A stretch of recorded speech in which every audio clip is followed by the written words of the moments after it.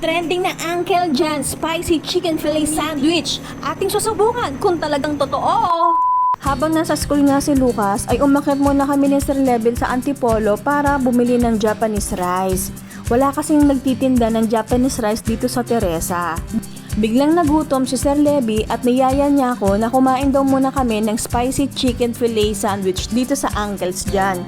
Napanood niya kasi ito sa TikTok at trending na trending nga daw at gusto niyang masubukan.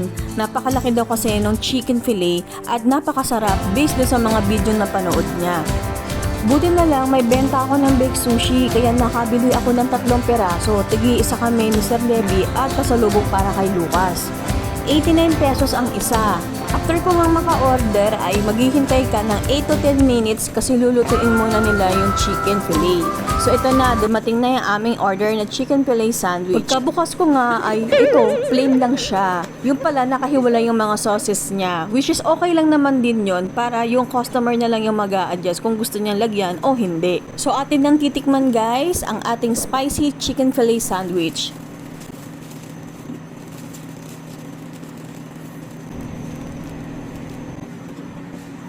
Unang kagat, paso agad.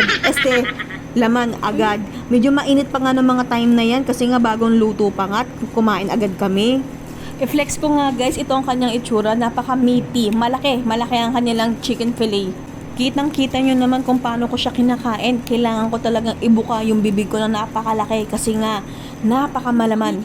Sa halagang 89 pesos, for me, napakasulit din niya kasi para ka na rin kumain ng isang rice meal. Busog-lusog ka na dito kasi malaki siya, meaty, masarap, at kitang-kita nyo naman na walang halong harina.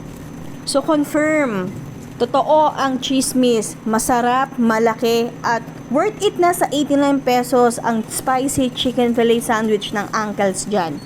So, ano pang hinihintay mo? Baka may malapit ang Uncle John sa inyo. Try mo na to. Busog-lusog ka na talaga. By the way guys, yung mini stop dati, ito na pala ngayon yung Uncle's John. Dagdag ko na rin guys, masarap din ang kanilang kariman. Parang high school lang ang peg.